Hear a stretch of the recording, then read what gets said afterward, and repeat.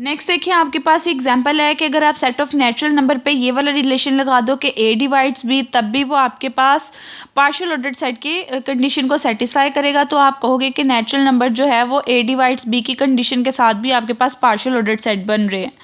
अब a divides b का क्या मतलब होता है? a डिवाइड्स b को बेसिकली आप लोग ये कह सकते हो b/a, या अदर वर्ड्स में आप ये कह सकते हो a डिवाइड्स b का मतलब ये है कि आपको कोई एक इंटीजर ऐसा c मिल जाए जिसको आप a से मल्टीप्लाई करो तो वो b के इक्वल है, यानी कि a b का मल्टीपल होना चाहिए। आप इन अदर वर्ड्स ये कह सकते हो, और a डिवाइड्स b को b/a भी कह सकते हो कि जो सेकंड नंबर है उसको फर्स्ट नंबर डिवाइड करता हो।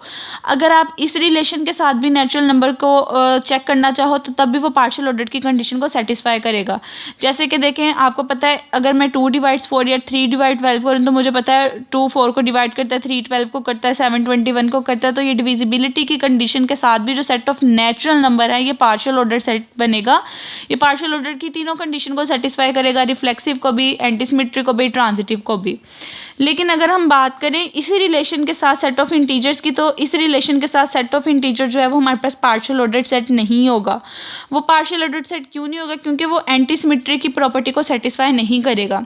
क्योंकि सेट ऑफ इंटीजर के अंदर नेगेटिव और पॉजिटिव नंबर भी आ जाते हैं। हमें पता है 2 -2 को डिवाइड करता है, -2 1 को डिवाइड करता है। लेकिन अगर हम सेकंड प्रॉपर्टी देखें, अगर a डिवाइड करता है b को, b डिवाइड करता है a को, तो उन दोनों को इक्वल होना चाहिए। लेकिन नेगेटिव साइन की वजह से दोनों आपस में इक्वल नहीं है, तो आप कहोगे कि ये एंटीसिमेट्रिक वाली प्रॉपर्टी सेटिस्फाई नहीं करता। दैट्स वाई जो सेट ऑफ इंटीजर है वो आपके पास पार्शियल ऑर्डर्ड नहीं है डिविजिबिलिटी की कंडीशन के साथ। उसके बाद नेक्स्ट आपके पास उन्होंने कहा अगर आप सेट ऑफ आप आर कोई भी रिलेशन ऐसा डिफाइन कर दो जिसके अंदर सारे के सारे इक्विवेलेंट सेट पड़े हों। इक्विवेलेंट का मतलब ये है कि दोनों सेट जो हैं वो आपस में इक्विवेलेंट की रिलेशन रखते हों। अदर वर्ड्स में आप इस चीज़ को ऐसे भी कह सकते हो कि पहला set less than equal to Y, less than equal to Y basically यहाँ ये चीज़ शो करवा रहा है कि एक्स जो है वो इक्विवेलेंट है वाई के। इसका हरगिज़ मतलब ये नहीं है कि एक्स वाई से छोटा है। यहाँ पे जब इस चीज़ के साथ एक रिलेशन डिफाइन कर दिया जाए तो ये चीज़ इस रिलेशन को शो कर रही होती है कि अगर आर आपको ऐसा रिलेशन बता दिया जिसके अंदर सारे के सारे इक्विवेलेंट सेट पड़े हैं, तो जो इक्विवेलेंट सेट होंगे वो भी आपके पास पार्शियल ऑर्डर्ड बनेगी, क्योंकि वो भी उसकी सारी कंडीशन को सेटिस्फाई करेंगे।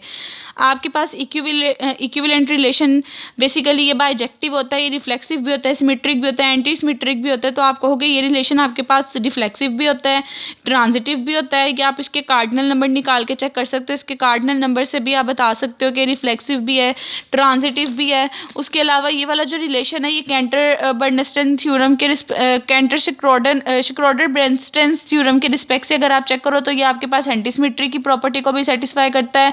तो आप कहोगे ये वाला रिलेशन जब हम इक्विवेलेंट की बात करते हैं ये आपके पास रिफ्लेक्सिव भी बनेगा, ट्रांजिटिव भी बनेगा, एंटीसिमेट्रिक भी बनेगा। तो अगर किसी सेट पे इक्विवेलेंट का रिलेशन डिफाइन कर दिया जाए तब भी आप कहोगे वो पार्शियल ऑर्डर्ड है और पार्शियल ऑर्डर्ड की एग्जांपल में कंसीडर किया जाएगा।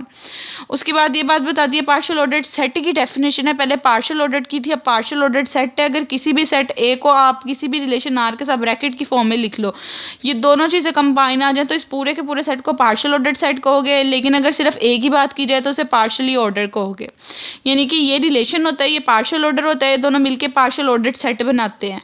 यही बात लिखी थी। और इससे रिलेटेड बच्चों आज मैंने आपको कुछ एग्जांपल्स करवाई हैं, तो आप लोग आज का लेक्चर सुने, किसी भी स्टेप में प्रॉब्लम है तो मुझसे पूछ लें, फिर हम वो डिस्कस कर लेंगे।